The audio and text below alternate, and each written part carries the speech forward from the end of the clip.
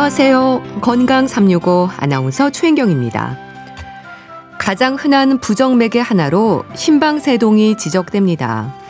가슴이 두근거리고 맥박이 불규칙한 느낌을 받기도 하는데요. 증상이나 정도에도 개인차가 있고요. 증상이 없는 경우도 있습니다. 심방세동의 위험을 높이는 여러 요인들이 있다고 하는데요. 심방세동의 진단과 치료는 어떻게 진행이 될까요? 오늘은 부정맥의 하나인 심방세동에 대해 알아봅니다. 그리고 고혈압보다 저혈압이 더 위험할 수 있다는 말도 하는데요. 정말 그럴까요? 저혈압에 대해서도 살펴보겠습니다. 건강 365 이문세의 사랑이 지나가면 듣고 시작하겠습니다. KBS 라디오 건강 365 함께하고 계십니다. 심장 박동이 정상 범위에서 벗어날 때 부정맥을 의심합니다. 특히 심장이 불규칙하게 뛸 때 심방세동 진단을 받게 되는데요. 부정맥의 하나인 심방세동의 원인이 뭘까요? 심전도 검사로 확인되는 부분인지도 궁금한데요. 한양대학교 병원 심장내과 박진선 교수에게 도움 말씀 듣겠습니다. 교수님 안녕하세요. 네, 안녕하세요. 한양대학교 병원 심장내과의 박진선입니다. 네, 반갑습니다. 부정맥에서 흔하면서도 위험할 수 있는 질환이 심방세동으로 알고 있습니다. 맞나요? 네, 맞습니다. 일단 부정맥이라는 용어 자체가 이제 심장이 비정상적으로 뛰는 모든 질환을 통틀어 말하는데요. 네. 그 중에서도 가장 흔하고 또 동시에 이제 뇌졸중 같은 치명적인 합병증이 유발될 수 있어서 임상적으로 가장 중요하게 보고 있는 질환이 바로 심방세동이 맞습니다. 이게 굉장히 흔한 편이라서 네. 유럽 자료로는 55세 이상이면 평생 한 번은 심방세동 겪을 확률이 3분의 1 이상 네. 이렇게 보고될 정도로 굉장히 이제 유병률이 가파르게 증가를 하고 있고 네. 국내에서도 최근 10년 사이에 2배 이상 가파르게 증가를 하고 있는 그런 부정맥성 질환입니다. 맥박의 상태가 불규칙한 게 특징일까요? 잔떨림이라는 표현도 있던데요. 네, 정확한 말씀이시고요. 네. 일단 세동이라는 용어 자체가 이제 한자어로 잔떨림이라는 의미인데 네. 이제 심장에서 전신의 피를 받아들이는 윗방인 심방이 규칙적으로 뛰지 못하고 네. 세동, 잔떨림 형식으로 불규칙하게 뛰는 그런 질환이 심방세동입니다. 심방세동의 위험을 높이는 여러 요인들을 보면요. 복합적이라는 생각도 들고요. 대사 질환과도 연관이 있는 것 같은데 어떨까요? 예, 굉장히 중요한 지적이시고 네. 일단 가장 큰 위험 요인은 이제 노화라고 할 수 있고요. 결국에는 이제 고령 인구에서 더욱 급격하게 증가를 하고 있는 질환이고 네. 나이 이외에도 고혈압이라든지 네. 당뇨병, 비만, 수면 무호흡증 같은 대사 관련 질환들이 네. 이 심방에 스트레스를 주게 되면은 점점점 축적이 되면서 심방세동을 잘 일으키게 됩니다. 그런데요, 이런 심방세동에도 지속적 심방세동과 발작성 심방세동이 있던데요. 어떻게 이해하면 될까요? 예, 그 용어 그대로이긴 한데, 네. 네, 발작성이라는 거는 심방세동이 발작적으로 갑자기 생겼다가 대개는 이제 일주일 안에, 보통은 하루 이틀 안에 저절로 정상 리듬으로 돌아오는 상태를 이야기하고요. 네.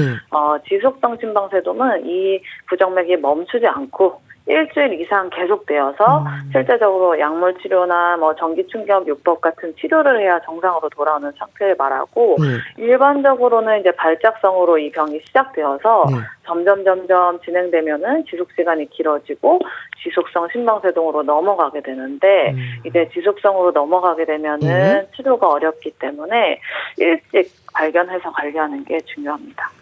그럼 지속성 심방세동은 심전도 검사로 확인이 되지만 발작성 심방세동은 심전도에서 잘 발견되지 않는 경우가 있다고 하던데요. 그런가요? 예, 맞습니다. 네. 이제 그게 큰 고민거리 중 하나인데 네. 실제 이제 병원에 방문해서 심전도 찍는 시간은 이제 고작 10초 남짓이기 때문에 네. 발작성 심방세동 환자분들 같은 경우에는 이 시점에 심방세동이 있는 것이 아니라면 사실은 진단이 굉장히 늦어질 수가 있습니다. 그렇겠네요.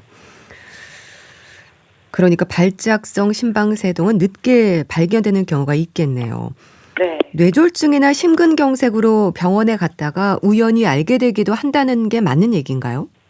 예, 이게 정말 안타까운 경우 중에 하나인데 네. 평소에는 이제 증상이 크지 않으셔서 모르고 지내시다가 갑작스럽게 뇌경색이라든지 뭐 심근경색 같은 병이 생겨서 그 원인을 검사해 보니 네. 심방세동이 숨어 있는 경우가 상당히 많고, 실제 이제 뇌졸중 환자의 20에서 30% 정도가 이 심방세동이랑 관련 있는 뇌경색이라는 보고가 있을 정도로 네. 특히나 이제 뇌경색과 관련해서 심방세동이 굉장히 중요한 의미가 있습니다. 그런 경우에 24시간 홀터 검사나 뭐 가슴에 부착하는 기기를 활용하지 않나요? 스마트워치도 있고요. 예, 맞습니다. 예. 결국에 이런 발작성 환자들이 뭐 특징적인 증상이 아주 심하지 않다면 네. 어찌됐든 간에 이 심전도를 조금 오랫동안 붙여서 이것을 잡으려는 노력이 이제 계속되고 있고요. 예전에는 24시간, 4시간 내지는 48시간 정도 검사를 할 수 있었다면은 네. 이제는 조금 더 심전도 붙일 수 있는 그 기간이 좀 길어지는 쪽으로 굉장히 발전을 하고 있어서 네.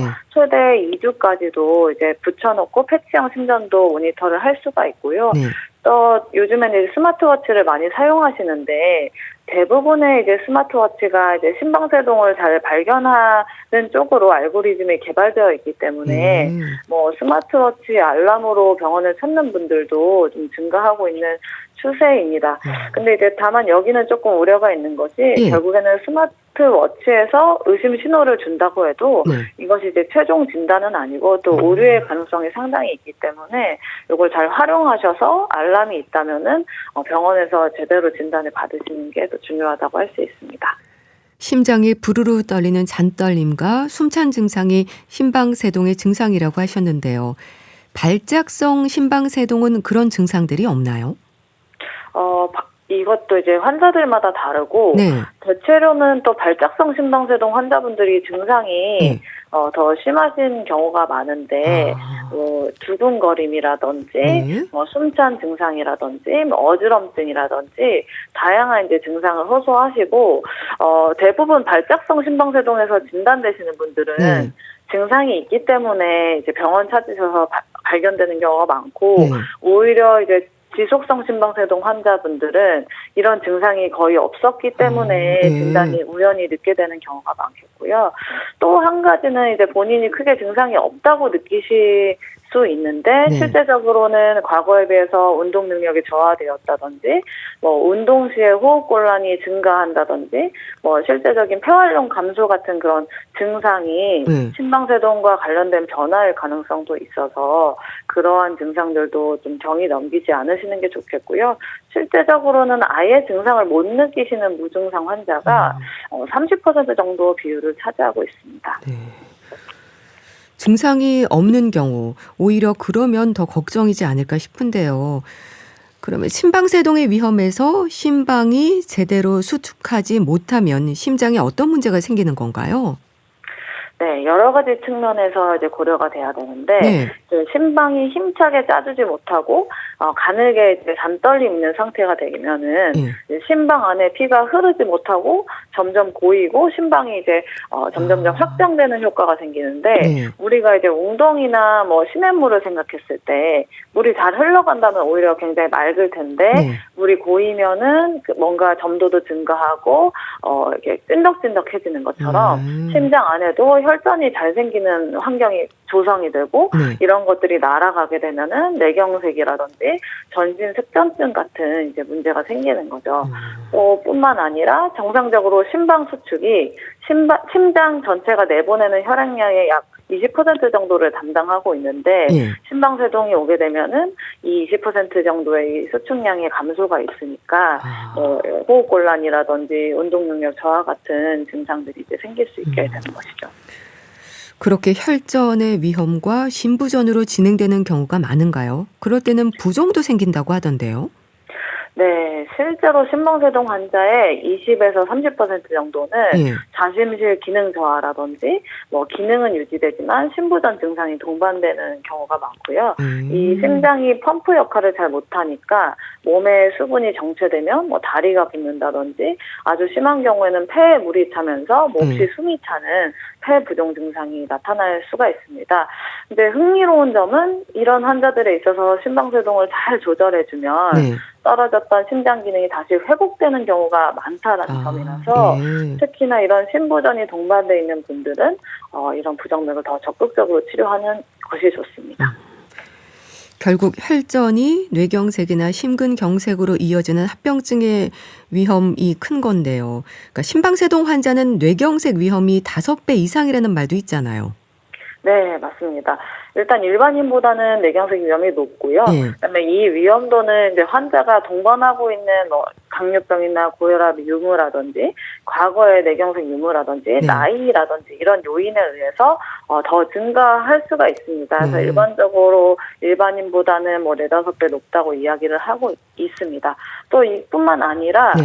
심방세동이 있는 분들은 사망 위험도 2.5배 그리고 심부전도 3배 정도 올라간다고 국내 자료도 데이터를 좀 보고하고 있어서 굉장히 의미 있는 병이라고 할 수가 있습니다. 치매나 인지 기능에도 영향을 줄까요?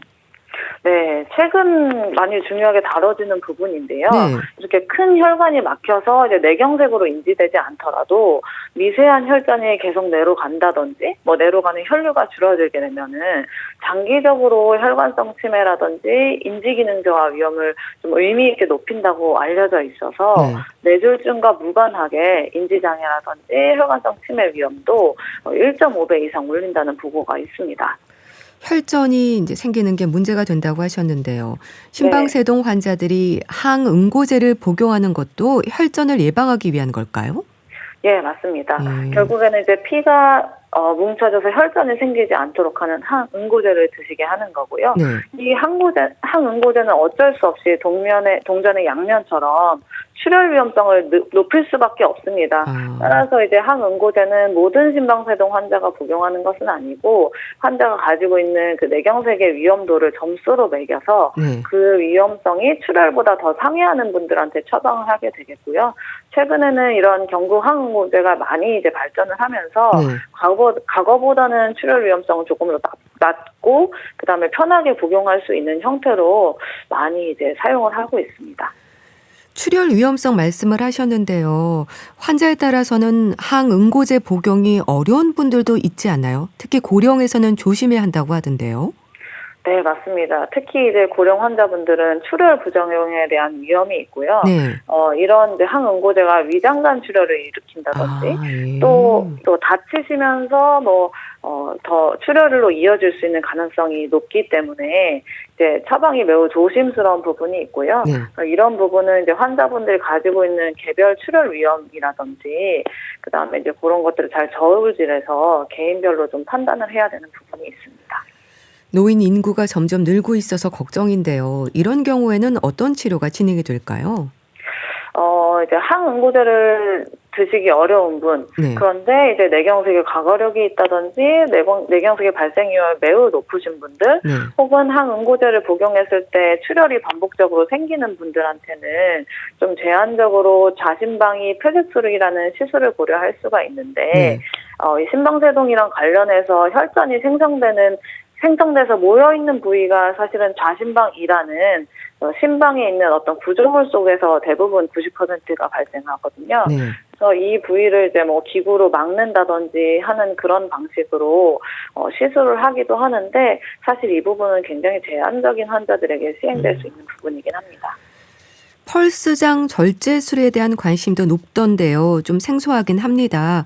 기존의 시술적 치료와 비교할 때 어떤 특징이 있는 건가요? 예, 최근 이제 부정맥 시술과 관련해서 이제 굉장히 이제 획기적인 기술이고 전 세계적으로 많이 도입되고 있는 상태이고요. 심방세동이 결국에는 일어나는 부위가 95% 이상이 폐정맥이라는 곳에서 시작하게 되는데 이 부분을 이제 지져가지고 정기적으로 차단하는 폐정맥 격리술이 실제적으로 심방세동 시술의 핵심이에요. 그래서 펄스장 절제술은 이 주변에 이제 가하는 에너지의 종류가 조금 달라진 것이고 강력한 전기장을 쏴서 그 주변을 이렇게 정기적으로 격리시키는 그런 시술이라고 할 수가 있고 기존 시술하고의 가장 큰 차이점은 그 가해지는 에너지의 종류가 좀 다르다고 볼 수 있고 과거에는 열을 가해서 그 부분에 이제 열 화상을 주거나 혹은 냉각 풍선으로 얼려서 그런 어떤 동상을 주는 양식이었는데 네. 이것은 그런 온도 양식이 아니라는 점이 좀 차이가 있죠. 기존의 열 에너지와는 다르게 전기 에너지를 활용하는 거네요. 예, 맞습니다. 그러니까 비열 에너지고 전기 에너지로 우리가 딱 효과를 주고 싶은 세포에만 특화된 에너지를 쏜다는 게 큰 차이죠. 치료 효과는 고주파 절제술이나 냉각 풍선 절제술과 비교할 때 어떤가요? 예, 요 시술 방식이 이제 도입된 지 국내 같은 경우에는 5월부터 이제 보험이 적용되면서 시행이 되었고, 예. 유럽이나 미국 같은 경우에도 이제 1, 2년 이내이기 때문에 이제 단기적인 시술의 우월성이라든지 그런 것들은 조금 더 시간이 지나야 더 구체적인 자료들이 나올 걸로 생각이 되지만, 네. 일단 현재까지에 있어서 치료 효과 면에서는 거의 대등한 정도로 생각하시면 좋을 것 같고요. 네. 다만 이제 이 시술의 가장 큰 장점은 효율성 측면보다는 이제 안전성 측면에 있어서는 네. 조금 더 기대된다는 점이라고 할 수 있습니다. 주변 정상 조직의 손상을 줄일 수 있는 거네요. 그러니까 안정성이 있다고 하셨는데요. 그만큼 부작용의 위험이 적은가요? 네, 핵심이 바로 그것이고요. 네. 결국에 온도를 이용하는 방식은 주변 조직에 영향을 줄 수 있는 가능성이 높은데 네. 심장 바로 뒤쪽에는 식도가 지나가고요. 그다음에 폐도 붙어 있고 네. 여러 신경절이 바짝 붙어 있기 때문에 열을 가하거나 얼릴 때는 그 주변 정상 조직에 다칠 수 있는 가능성이 높아집니다. 네. 근데 이 펄스장 절제술은 심장 근육세포에는 잘 반응하지만 네. 다른 세포들에는 상대적으로 영향을 덜 주도록 설계되어 있는 장을 주기 때문에 그런 심각한 합병증의 위험성을 좀 낮출 수 있다는 게 가장 큰 장점이라고 할 수 있습니다.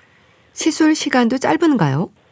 네, 에너지를 이제 한 번에 쏘는 방식으로 시술을 하기 때문에 네. 전체 시술 시간이 기존보다 좀 크게 단축되니까 환자분들이 이제 마취 상태에서 겪는 신체 부담이라든지 네. 그런 것들도 대폭 줄여줄 수 있는 것이 또 장점이라고 할 수 있습니다. 네. 여러 시술 치료에 대해서 말씀 주셨는데요. 약물이나 시술 치료들로 치료 방법이 다양하지만 일단은 완치라기보다는 관리를 목표로 해야 한다는 거죠? 네, 정말 중요한 질문이시고요. 네. 많은 분들이 이제 시술 한 번으로 끝나는 완치를 바라시지만 이 심방세동은 고혈압이라든지 당뇨병처럼 결국에는 평생 관리해야 하는 만성질환의 측면으로 접근하시는 게 좋겠고요. 네. 대신에 좀 좋은 소식은 이제 의학이 계속적으로 발달하면서 정상적인 맥박을 유지하고 또 합병증을 줄여줄 수 있는 네. 완벽한 조절에 가까운 치료 방법은 계속 이제 발달을 하고 있다는 점입니다. 네. 또 특히나 최근 연구들을 보면은 이 심방세동도 발견 초기에 적극적으로 리듬을 잡아주면 뇌졸중이라든지 심부전 또 사망 같은 나쁜 결과가 줄어든다는 결과들이 발표되고 있기 때문에 네. 일찍 진단해서 일찍 관리하는 것 이런 쪽으로 초점을 맞추시는 것이 좋을 것 같습니다. 그렇게 치료하면서 증상을 조절하다가도 재발한다거나 하는 위험도 있을까요? 네, 있습니다. 심장 근육 자체의 노화라든지 네. 이제 영구적인 변형이 이미 진행된 상태라면은 시술이 성공적으로 끝났다고 하더라도 네. 시간이 지나면 재발을 할 수가 있습니다. 그래서 이제 시술 후에도 정기적인 검진이라든지 이런 것은 필수적인 부분이고요. 네. 다만 이제 재발을 하더라도 다시 시술을 해서 그 부족한 부분을 좀 메꿔준다든지 네. 혹은 약을 조절해서 얼마든지 관리를 할 수 있기 때문에 너무 낙담하실 필요는 없습니다. 그리고 이제 재발을 줄이는 데는 시술만큼이나 생활습관 관리라든지 기저질환 관리도 중요하기 때문에 이런 것들을 같이 잘 해주시는 것도 중요하겠습니다. 네. 심방세동 환자들이 일상에서 조심할 부분도 알려주세요. 네, 일단은 절주를 하는 것이 굉장히 중요한 것인데요. 네. 술은 굉장히 잘 알려진 심방세동의 강력한 방아쇠 요소를 합니다. 네. 따라서 이제 발작성, 특히 젊으신 환자분들은 술을 끊는 것만으로도 재발이 좀 눈에 띄게 줄 수 있는 가능성이 있고요. 또 한 가지는 이제 체중 관리와 수면무호흡증 치료, 이것이 굉장히 중요한데 살을 빼고 코골이나 무호흡을 치료를 하면 네. 재발률이 떨어진다든지 또 조절률이 좋아질 수 있어서 이런 것들에 좀 관심을 가지시는 게 좋을 것 같습니다. 네. 또 심방세동이 있는 환자들은 증상을 경험하니까 알고 있겠지만요. 처음 겪는 분들은 모르고 지낼 수도 있을 것 같거든요. 의심 증상도 말씀해 주세요. 네, 의심 증상은 우선 가장 흔한 거는 좀 두근거림, 네. 굉장히 심장이 빠르게 뛴다는 그런 두근거림 증상이 좀 있을 수가 있고요. 특히나 이제 이런 증상이 있으면서 뭐 어지럼증이라든지 네. 뭐 기력 저하 같은 증상이 동반된다면 조금 더 서둘러서 진료를 보시는 게 좋겠고, 네. 이렇게 급격한 반응이 아니더라도 내가 이전에 비해서 운동 능력이 떨어진다든지 혹은 운동 시 호흡곤란이 좀 증가한다든지 한다면 네. 반드시 진료를 보시고 혹시 이런 부정맥 질환이라든지 혹은 협심증 같은 다른 심질환이 이제 발생한 것이 아닌지 검사를 해보시는 게 좋겠습니다. 심전도 검사를 하면 되는 건가요? 예, 우선 부정맥의 진단의 가장 중요한 요소는 네. 결국에는 심전도로서 이것이 어떤 부정맥인지 진단하는 것이 좋겠고요. 네. 발작성 심방세동처럼 그 빈도가 잦지 않아서 1차 단회 심전도로 진단을 할 수 없지만 증상이 계속된다면 네. 앞서 말씀드렸던 좀 장기간의 패치 홀터 검사라든지 그다음에 스마트워치를 같이 활용한다든지 하는 방식으로 좀 진단할 수 있는 가능성을 높여줄 수 있습니다. 네. 또 빈맥이나 점맥과 비교할 때 심방세동의 위험에 대해 특히 강조되는 이유도 있을 것 같은데 어떨까요? 예, 심방세동 환자 같은 경우에는 맥박이 굉장히 불규칙한데 이것이 맥박이 굉장히 빠른 범위로 나타나시는 환자가 있고 네. 오히려 고령의 환자들 같은 경우에는 심방세동이 있으면서 맥박이 굉장히 느린 방식으로 발현하는 분들이 있습니다. 그래서 전자는 이제 맥박을 조절하는 약을 쓰면 되지만 네. 후자 같은 경우에는 오히려 약물 치료가 더 어렵기 때문에 실제적으로 몸에 이제 닭동기를 삽입한다든지 하는 시술적 치료가 필요한 경우도 있어서 네. 심방세동을 정상맥으로 돌리는 것도 매우 중요한 치료 방법이지만 심방세동이 있으면서 맥박이 굉장히 빠르거나 혹은 느리지 않고 정상적인 범위 내로 유지하는 것이 반드시 함께 되어야 되는 부분입니다. 일상에서도 맥박의 흐름이 느껴지는 거죠? 일반적으로는 근데 저희가 생활하면서 맥박을 잘 느끼면서 지내지는 못하는 것 같고요. 네. 이제 드물게 맥박이 이제 불규칙하거나 혹은 심장이 좀 평상시보다 강하게 뛰거나 빠르게 뛰거나 이러한 것들을 이제 인지하게 되는 경우가 있는 것 같습니다. 네, 잘 들었습니다. 오늘은 부정맥의 하나인 심방세동에 대해서 알아봤는데요. 한양대학교 병원 심장내과 박진선 교수였습니다. 감사합니다. 감사합니다. KBS 라디오 건강 365 함께하고 계신데요. 이현우의 슬픔 속에 그댈 지워야만 해 듣고 다시 오겠습니다. KBS 라디오 건강 365 함께하고 계십니다. 혈압을 생각할 때 고혈압을 떠올리고 부담스러워 하는데요. 저혈압이 고혈압보다 더 위험하다는 말을 하는 분들도 있습니다. 그럴 수 있는 걸까요? 가톨릭대 인천 성모병원 가정의학과 서민석 교수에게 도움 말씀 듣겠습니다. 교수님 안녕하세요. 예, 안녕하세요. 정상 혈압, 고혈압, 저혈압, 혈압을 얘기할 때 확인을 합니다. 그런데 고혈압 수치에만 신경 쓰는 경우가 많긴 하죠. 맞습니다. 이 혈압이라는 건 늘 정상 범위에서 유지되는 것이 이상적인데요. 네. 다만 이제 고혈압 하면 쓰러질 수 있다라는 생각을 가지고 있다 보니까 신경을 좀 많이 쓰시거든요. 상대적으로 저혈압에 대한 것도 중요한데 무관심한 경우들이 많습니다. 저혈압은 고혈압과 비교할 때 위험이 덜해서 그런가요? 저혈압에는 신경을 많이 안 쓰지 않나요? 고혈압 같은 경우에는 심근경색이나 뇌경색, 뇌출혈과 같은 심내혈관 질환뿐만이 아니라 온몸의 혈관과 관련된 장기 이상을 유발할 수 있기 때문에 신경 써야 되는 위험한 상태는 맞는데요. 다만 이제 저혈압도 장기적으로 방치가 되면 다양한 증상도 유발하고 심장이나 뇌, 신장의 기능을 떨어뜨리기 때문에 건강에 문제가 될 수 있습니다. 그래서 관심을 가지고 관리를 해야 되는데요. 물론 이제 대부분의 저혈압이라는 게 일시적으로 생기는 경우들이 많고 심각하지 않기 때문에 사실은 특별한 치료나 관리가 필요하지는 않다. 이렇게 이해하시면 됩니다. 그럼 저혈압은 일시적으로 그렇게 생기기 때문에 크게 걱정하지 않아도 되는 걸까요? 이게 갑작스럽게 체액이 좀 부족하는 탈수 상태라든지 오래 서 있는다든지 갑자기 이제 일어날 때 생기는 일시적인 저혈압 같은 경우에는 잠시 휴식을 취하고 수분 공급만 해줘도 혈압이 다시 정상으로 돌아오기 때문에 그래서 큰 문제가 되지는 않다고 봅니다. 그럼에도 저혈압이 고혈압보다 위험하다는 말도 하거든요. 이건 무슨 얘기일까요? 이게 이제 평소에는 괜찮았는데 네. 갑자기 심한 저혈압이 유발되는 그 상황이 위험한 건데요. 어떻게 보면 저혈압을 유발하는 특정 상황이 내 몸의 이상신호, 위험신호라고 생각을 해야 되기 때문에 네. 일부에 있어서는 고혈압보다 위험한 상태라고 생각할 수도 있습니다. 네. 갑자기 심한 저혈압이 유발되는 그 상황이 중요하다고 하셨는데요. 예. 저혈압 때문이 아니라 몸 상태라든지 여러 상황들이 건강을 상하게 하는 거네요. 저혈압이 몸을 위험하게 하는 게 아니라. 예, 맞습니다. 갑작스러운 저혈압이 생기는 상황이 주로 이제 급성 출혈들, 네. 아니면 심근경색이나 심장 기능이 갑자기 문제가 생기면서 혈압이 떨어지는 문제가 나타나거든요. 그 외에 이제 감염 때문에 생기는 저혈압 같은 경우에는 폐혈증으로 진행할 때 혈압이 막 떨어집니다. 이런 여러 상황들은 사실 응급 상황이거든요. 네. 그래서 이런 응급 상황에서 동반되어 있는 저혈압이다. 이거는 이상 신호로 봐야 되기 때문에 위험하다라고 판단해야 됩니다. 그런데요, 주로 마른 몸의 여성들에게 저혈압이 많다는 건 맞는 얘기인가요? 예, 맞습니다. 저혈압이 젊은 층에서는 20대 여성분한테 좀 많고요. 네. 고령층에서는 70대 이상의 남성에서 좀 흔합니다. 전체적으로 봤을 때는 저혈압이 여성에서 한 1.3배에서 4배 정도 흔한 걸로 되어 있고요. 네. 젊은 여성에서 그럼 왜 그렇게 저혈압이 많냐? 아무래도 이제 무리한 다이어트 하는 경우들이 좀 많고요. 네. 호르몬 불균형 때문에, 그리고 생리 때문에 생기는 빈혈, 그리고 전체적으로 근육량이 너무 적어서 네. 혈액 순환이 좀 떨어지거든요. 아. 그렇기 때문에 젊고 마른 몸의 여성에서 저혈압이 흔하게 나타납니다.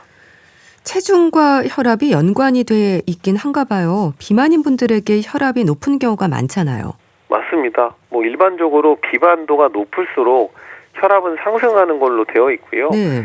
저체중인 경우에는 상대적으로 고혈압보다는 저혈압이 문제가 되는 경우들이 많은데 네. 이게 마르다 보니까 근육량 자체가 적어서 아래 다리로 내려간 혈액이 근육으로 심장까지 올라오지를 못합니다. 네. 그래서 저혈압이 흔합니다. 우리가 앉았다 일어설 때 피를 올려주는 역할을 하는 건 종아리 근육이라는 말도 있던데요. 그래서 마른 몸의 사람들에게 저혈압의 증상이 생길 수 있나 봅니다. 물론 절대적인 건 아닌 거죠. 맞습니다. 종아리 근육이나 허벅지 근육이 근육 수축 작용을 해주면서 혈액을 아래에서 위로 밀어 올려줘야 하는데요. 네. 이런 근육이 워낙 적다 보면 이런 기능을 못하는 거죠. 그래서 혈압이 떨어지는데 특히 앉았다 일어날 때 혈압이 충분히 올라와 줘야지만 우리가 어지럽거나 이런 다양한 증상이 생기지 않는데 네. 그걸 못 해주니까 저혈압이 생기고 증상도 나타나는 겁니다. 다만 이게 말랐다고 해서 무조건 증상이 생기는 건 아니고요. 네. 말라도 근육량이 잘 유지된 분들에게서는 저혈압이 잘 안 생깁니다. 네. 반대로 생각해봐도 비만이라고 해도 원발성 저혈압, 특히 이제 가족력 때문에 혈압이 낮은 분들은 네. 비만인데 혈압이 낮게 유지가 되는 분들도 있고요. 비만이어도 종아리 근육이 좀 부족하다. 그러면 저혈압이 생길 수 있습니다. 또 스스로 저혈압이라고 생각하는 분들은요. 앉았다 일어설 때 느끼는 어지럼증으로 짐작을 하거든요. 기립성 저혈압이라는 말도 그래서 있는 게 아닌가 싶은데 어떨까요? 맞습니다. 저혈압은 환자한테 나타난 이 현상적인 부분이고 네. 저혈압으로 환자가 느끼는 이 어지러움증을 증상으로 봐야 되는데요. 저혈압이 있어도 어지러움이 없는 사람은 있지만 네. 대부분은 저혈압 때문에 어지러움이 나타납니다. 특히 이제 일어날 때 네. 혈압이 갑자기 떨어지기 때문에 저혈압이 잘 유발이 되고 어지러움증이 동반이 되다 보니 환자 스스로 나 일어날 때 어지러우니까 기립성 저혈압인가 보다 생각하는 겁니다. 그렇게 일어날 때 어지러움을 느낄 수도 있고요. 식후에도 혈압이 일시적으로 낮아질 수 있나요? 식사를 하게 돼도 우리가 소화를 하기 위해서 소화기관으로 혈류가 몰리게 됩니다. 네. 다른 곳으로 가는 혈류가 상대적으로 줄어들다 보니까 네. 심한 경우에는 수축기 혈압이 식사 2시간 지나서 20ml 머큐리 이상 감소하면 되게 어지럽고 무기력함이 나타나기도 하고요. 네. 이런 경우는 우리가 식후 저혈압이라고 진단하기도 합니다. 이렇게 심하게 떨어지지 않는 분들도 네. 10에서 한 20ml 머큐리 정도는 일시적으로 혈압이 떨어질 수 있습니다. 저혈압의 기준은 정상 혈압과 비교할 때 수축기와 이완기 혈압의 수치는 어느 정도인가요? 정상 혈압은 수축기 한 120 그리고 이완기 80 정도의 기준으로 보는데요. 네. 저혈압이면은 수축기 혈압이 90mHg 미만으로 떨어지는 경우, 네. 이완기 혈압은 60mHg 미만으로 떨어질 때 정의할 수 있습니다. 다만 이게 수치 자체보다는 동반된 증상이 진단에 또 중요한데요. 네. 어지럽거나 피곤하다, 자주 실신으로 쓰러진다, 뭐 이런 경우에 쓰는 의미가 있는 저혈압이다 이렇게 봐야 됩니다. 네. 뭐 어지럽고 피곤함 말씀 주셨는데요. 그러니까 저혈압인 분들은 유난히 피로감을 느끼고 무기력해진다고 하던데요. 증상 중에 하나일까요? 예, 맞습니다. 아무래도 저혈압이라는 것 자체가 우리 몸에 필요한 혈액이 공급이 잘 안 된다는 거거든요. 네. 혈액 공급이 안 되니까 영양 공급, 산소 공급이 제한됩니다. 특히 이제 뇌라든지 주요 장기의 공급이 안 돼서 증상이 다양하게 나타날 수 있는데요. 네. 뇌나 근육으로 공급이 안 되니까 피로감도 느끼고 기운이 없다, 무기력하다 이렇게 이제 느끼는 거죠. 또 근육량이 잘 유지되도록 하는 게 중요하다고 하셨는데요. 말씀을 듣다 보니까 저혈압인 분들은 다리 근육을 좀 키우는 게 증상을 완화하는 방법일 수 있겠다 싶은데 어떨까요? 아무래도 마르고 특히 이제 하체 근육이 부족한 분들에게서는 증상이 유발되는 기립성 저혈압이 흔하다 보니까 네. 하체 근력 운동을 좀 하시면 좋겠다라고 말씀을 드리는데요. 네.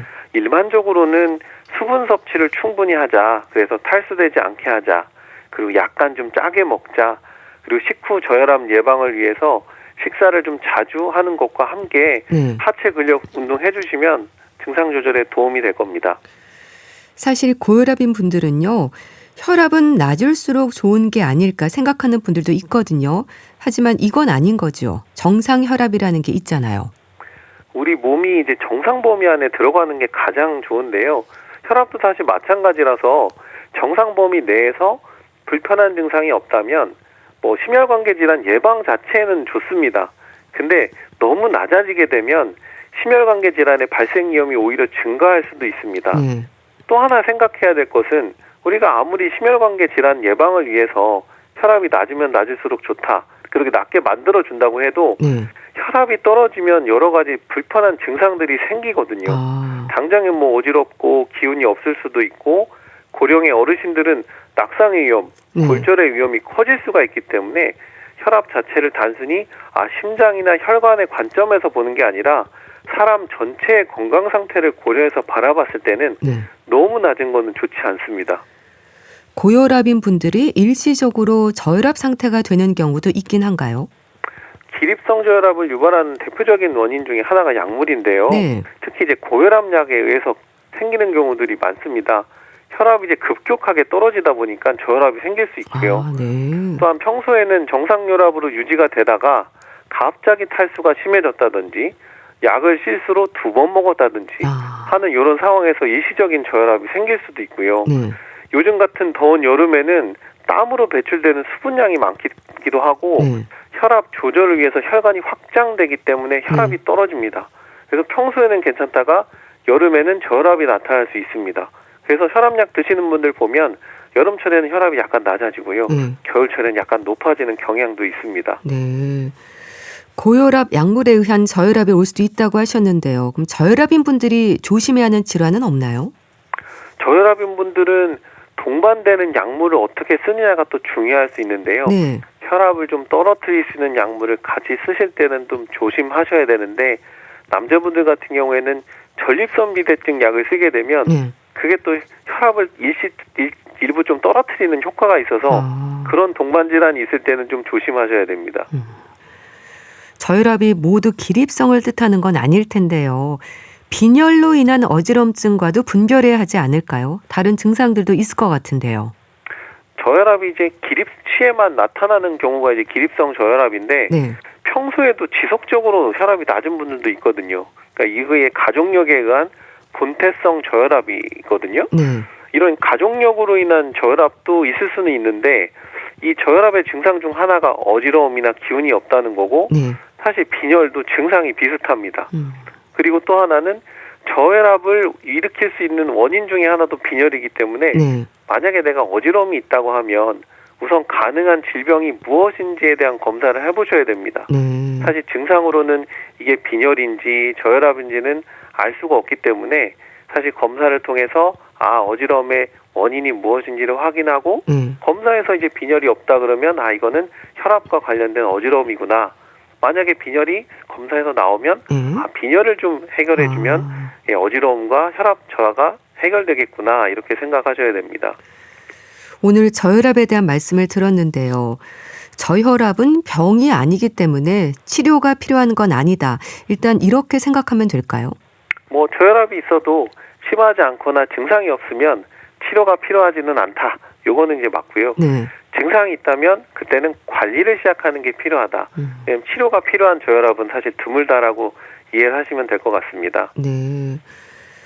일상에서 살펴야 하거나 신경 써야 하는 부분이 있지 않을까요? 저혈압 치료의 핵심은 관리를 통한 증상 조절이거든요. 네. 요즘처럼 더울 때는 특히나 이제 수분 섭취에 주의를 하셔야 되고요. 만약에 어지럽거나 쓰러질 것 같다 이런 느낌 들 때는 바로 앉아서 휴식을 취하는 게 중요합니다. 네. 이게 쓰러지지 않으려고 하다 보면 넘어지면서 다치기 쉽거든요. 그리고 또 기립시에만 증상이 나타나는 분들은 천천히 일어나야지 하는 이런 습관이 증상을 예방하는 데 또 중요하다. 이것도 기억하시면 좋겠고요. 네. 몸이 마른 분들은 근육을 키우는 운동이 혈압을 정상까지 올려주는 데 꼭 필요하다. 네. 그래서 결국에는 생활습관 조절과 관리만 잘해도 저혈압은 충분히 조절이 가능하다는 점 기억하셨으면 좋겠습니다. 또 평소 저혈압이 있는 분들은 낙상과 골절의 위험도 조심을 하셔야 되겠네요. 맞습니다. 젊은 여성분들한테도 저혈압이 많은데 네. 70대 이상의 남성분들한테도 많거든요. 고령에서의 저혈압은 사실 심장 문제뿐만이 아니라 낙상 위험이 가장 큰 문제인데 네. 골다공증도 동반되어 있다 보니까 넘어지면 골절되기가 쉽습니다. 노인분들한테 고관절 골절이 생기면 돌아가실 위험성이 높아지기 때문에 간단하게 생각하지 않으셨으면 좋겠습니다. 평소 나의 혈압을 잘 알고 관리를 해야 된다고 또 말씀 주셨는데요. 고혈압과 저혈압을 생각할 때 평소 혈압 측정에서 유난히 차이가 큰 경우도 있잖아요.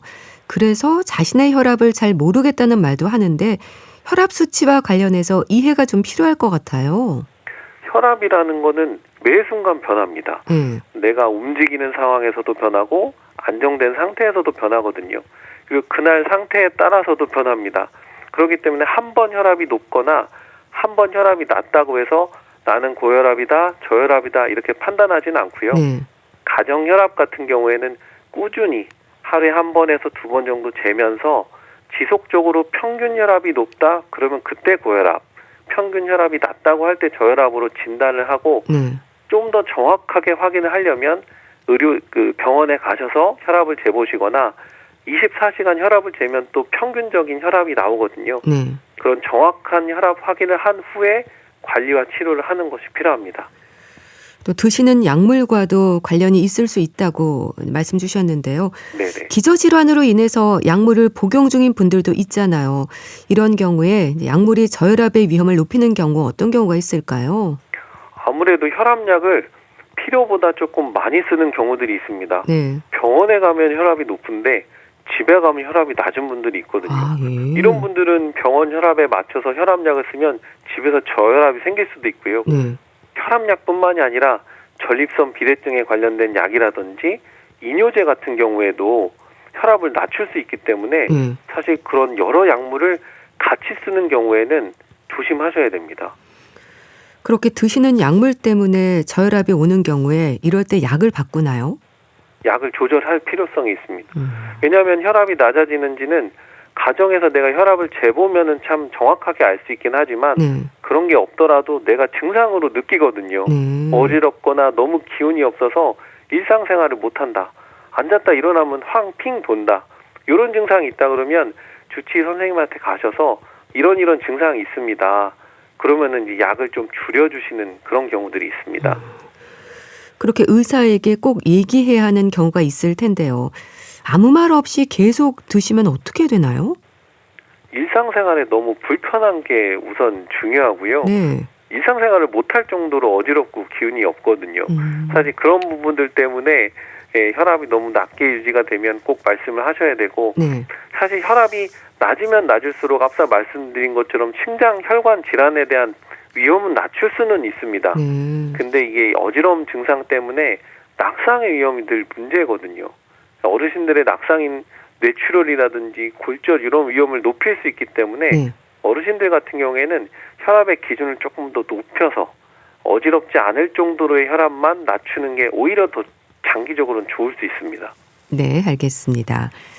오늘은 저혈압에 대해서 알아봤는데요. 가톨릭대 인천성모병원 가정의학과 서민석 교수와 함께했습니다. 감사합니다. 네, 감사합니다. 임지훈의 꿈이어도 사랑할래요 보내드리면서 인사드릴게요. 오늘 방송은 KBS 콩 유튜브 채널로도 다시 들으실 수 있습니다. 건강365 아나운서 최인경이었습니다. 고맙습니다.